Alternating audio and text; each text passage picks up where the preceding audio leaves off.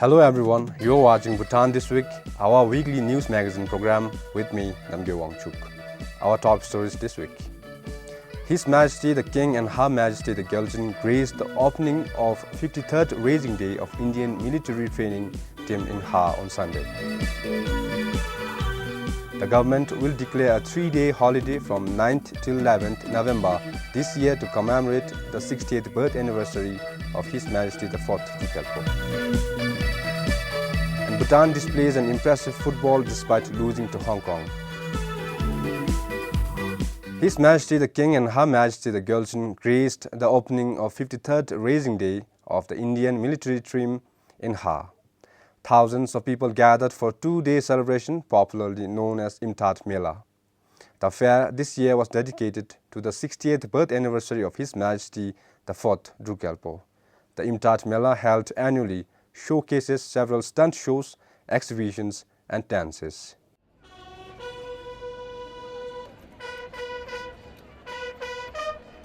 It was a special reception for His Majesty the King, who was the guest of honor at the event today. Her Majesty the Gyaltsen also graced the occasion.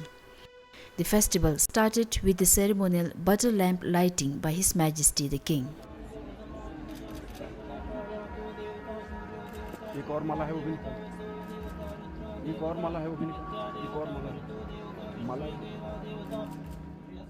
The festival started off with one of the main highlights, the paragliding.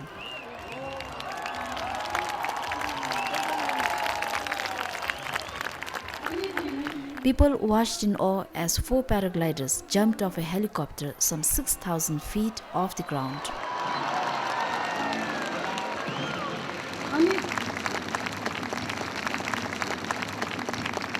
Another tasteful sight for the onlookers was the motorcycle show.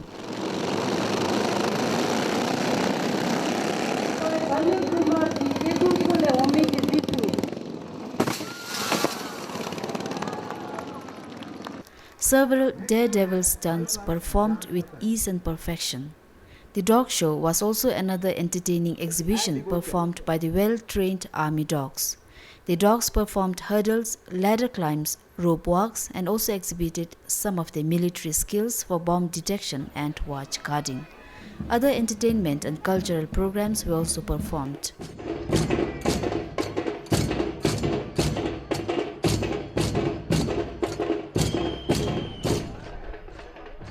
For Yishi Gyaltsen in Paro, Dojitama, BBS News.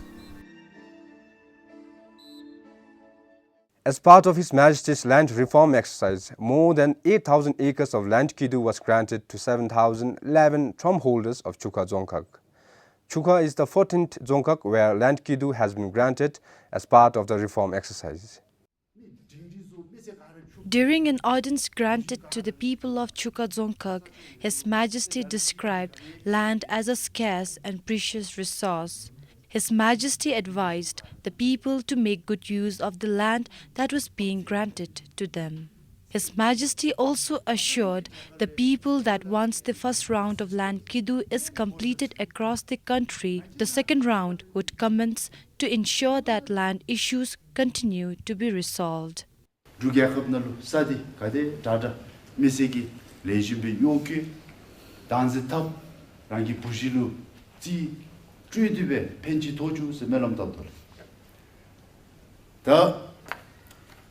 Sagi kidugi jagale lerim tangbadi tarigidi lerim nibagidi doro machi zonga keji dichu sampegi pana juduji tenga sajil henso te tengale teobe madu 도로록 겨우니정가 나송 십설베스 십시잡스 대아니가루 미세 랄루치사 마조 셈시 붕감 대아니베 되버진 대아니가루 슈시베 슈디베 대 도로마치다 대 대갈루 대 나타비오버진 대 톱존이사.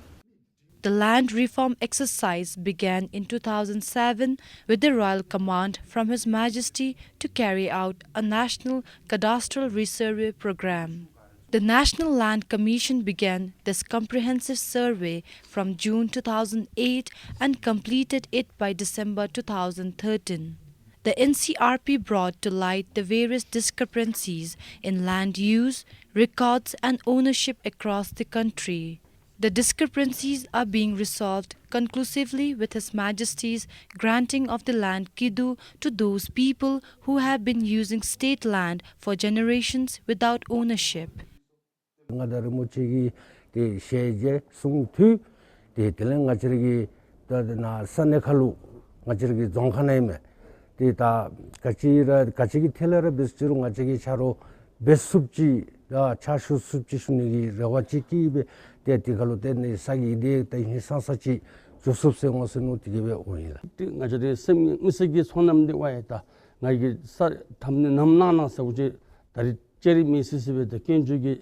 남다 나들게 바네베젠디 nga지게 마십지 바나 다링아자라 같이 이나생가지 하고마 습진데 나로 쇼즈 숨니게 다리 사기 담남네가 좀 남삼이 셈가 나라디 달래 남삼이 손남람 마다우지 저이스 주닐라 당가즘줄을 찾아와 제가 빈창가 보다 나루사 디싱업줄게 마토블라 키우고 없어라 대안이게 라마 섭자마서 데베 까블루 대야 중카툴레 록질로치라 사 처지 제베베 대 dumdachi kidu namedelo te tari etomara te ngadar mochigi te sosotin de wangacho namedelo nami semne singbe dilera ta dinama ji masibi katiga so join sessionila.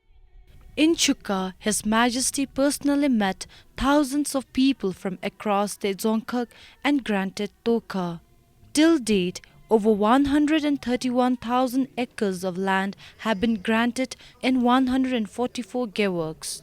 All the beneficiaries are exempted from excess land payments. Compiled for Chetan Dupchu, Tikilhamo, BBS News. The government will declare a 3-day holiday to commemorate the 60th birth anniversary of His Majesty the 4th Drukgyalpo.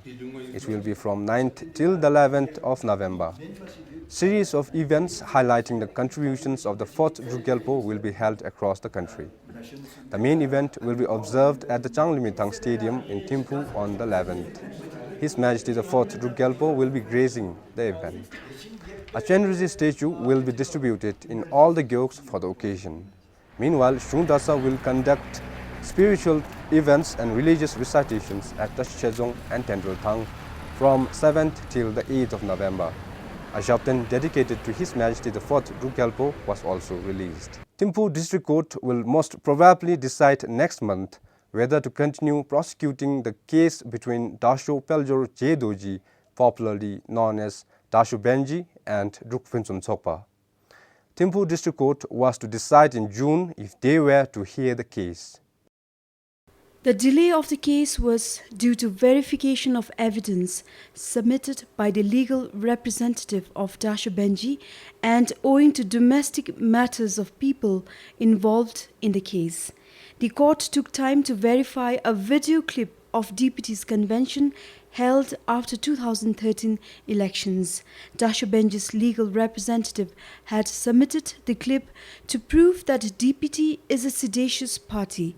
However, the court's verification proved that the clip submitted was not found in the original recordings. In April this year, after several court hearings, Drukphuntsum Sokpa submitted to the court to withdraw the case against Dasho Benji, but Dasho Benji did not agree with the party's decision.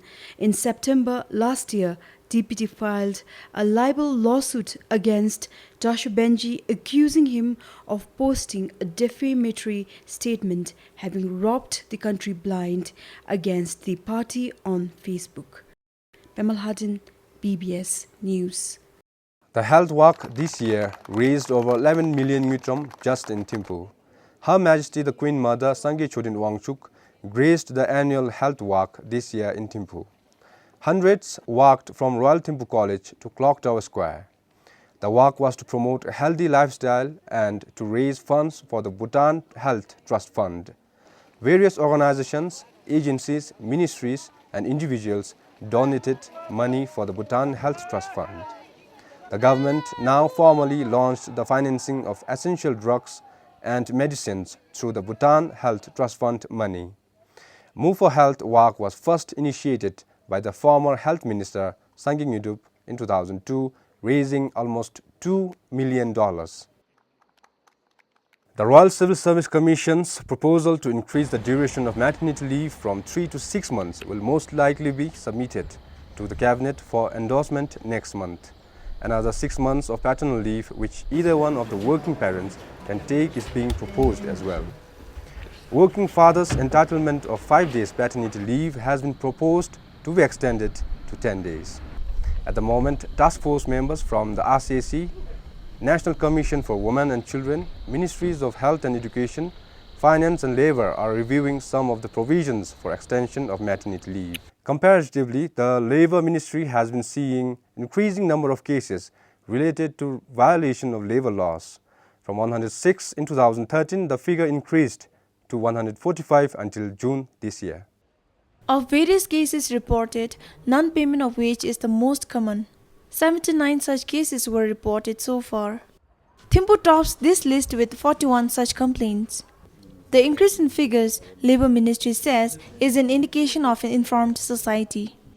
Number of cases increasing, we take it in a positive way. Now we are aware that workers or the employers, they know the provisions of the labour law. We are sure that in the years to come, when the labour law is fully aware by the employers and the employees, the number of cases might go down. The majority of the complaints arises in the construction industry because of the process that's being involved in the processing of the bills. For those agencies violating labour laws, the ministry imposes a fine of minimum 11,250 ngirtum. From July last year until this June, 70 agencies were imposed the penalty. And as of now, there are at least 3 agencies who have not complied with the imposition. For such instance, the case is forwarded to court. In the meantime, the ministry is also focusing on advocacy of labour laws by visiting various workplaces. This is expected to reduce cases of violation of labour laws. Tamchisam, PBS News. An emergency Dzongkhag Chokdu committee meeting in Trongsa decided to terminate the Langthel Gup Lhamduji from the post with immediate effect. The committee gave him 7 working days to leave the office. The Gup had nothing to comment. The decision comes following the verdict passed by the Dagana District Court, sentencing the Gup to 2 months in prison. He was found guilty by bribing contractors for the construction of Shatong Gyompa. In 2009, the Gup had represented T&CL company belonging to his brother when bidding for the construction was underway. Supreme Court had recently notified that the elected leaders must vacate the office upon conviction. The Constitution says a person shall be disqualified as a candidate or a member holding an elective office under the Constitution if the person is convicted for any criminal offence and sentenced to imprisonment. Kholongchu Hydroelectric Project will protect the sacred site within the project areas according to the project management. With the pre-construction works of project going on, some local residents have expressed concerns over the safety of their sacred sites. Pre-construction works for the 600 megawatt Kholongchu Hydroelectric Project formally began on 18th of September. During its 18 months of pre-construction period, the project will construct 30 kilometers of approach road to its various project components. It also includes the construction of 2 bridges from Kamdang-geok to Tongmi-Changsa-geok and Yangtze-geok. The managing director of Kholongchu Hydro Energy Limited said, while carrying out the works, the project would do anything to protect the sacred sites. We'll be taking care of the local area, and we want a support from the local area so that this project should come up as early as possible, and people will see change in this area, and a lot of development in this area will be there, and we assure the people of this Tanshiangshi and the nearby districts, then we'll take care of them, and they should also support us. During the project's peak construction stage, the main works will be outsourced and the number of employees would go up to over 3,000 employees. According to the project management, the recruitments would be done transparently. The management also added that abided by the rules and regulations, they would compensate the households affected by the project. In this case, basically the land has been acquired by the local Zongda only. This is the Zongda administration. So whatsoever the rules and regulations of Royal Government of Bhutan and are being followed by local Zongda, that will be implemented by us also. Basically, the procedure will be followed by local Zongda, and whatsoever the financial implication and whatsoever the implementation part is to be done, that will be done by us. During its 18 months of the pre-construction period, the project management will start working on the tendering process for the construction of main project components like dams and powerhouse. The project is to be completed within a period of 77 months or over 6 years, including the 18 months of pre-construction period. It is estimated to cost over 70 billion Newton when it completes in 2022. Once complete, the first biggest hydropower project in the eastern region, Kolongchu Hydroelectric Project, is expected to generate 2,568 million units of electricity annually. Cheche, BBS News, Konglung. High voltage consumers in the country who are mostly steel industries will be asking the government to consider providing them subsidized electricity. Most of them say they are not able to make profit. The business community met at the capital today to discuss on the draft domestic power tariff policy and provide suggestions and feedback to the government. According to the economic development policy, high voltage consumers are not eligible for subsidy. The policy needs to be amended, number one. Number two, we feel that the HV industries need to be provided subsidies. If the electricity is subsidized and sold to the industries, there is 5 times more value addition to the economy as a whole, and there are other direct and indirect benefits. So we hope the government considers this.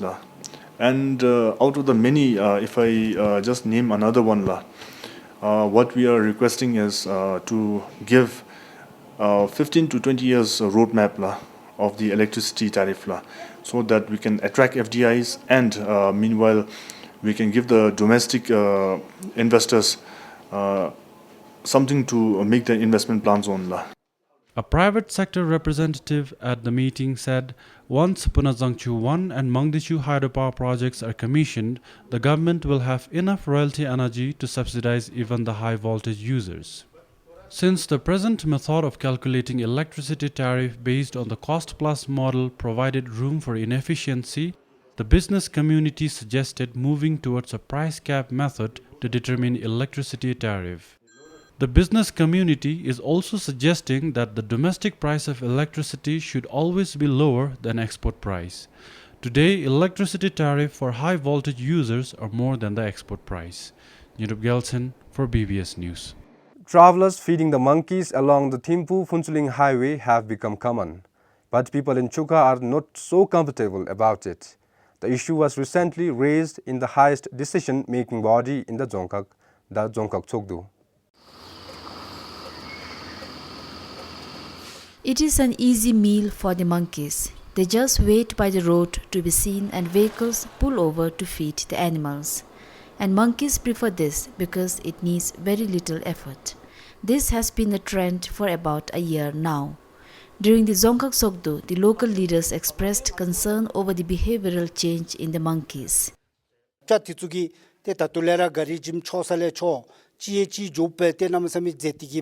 We can see a lot of monkeys on the road, but so far there have been no major accidents. But we can see monkeys attacking people in the cars.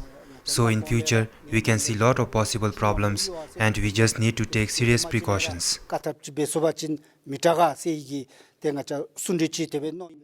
There have been few incidences of people being attacked by the monkeys.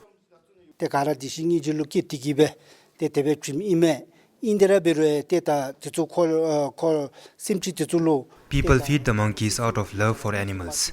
But even if you don't feed the animal, they can survive on their own in the forest. That is why there might be problem in the future if you continue to feed them.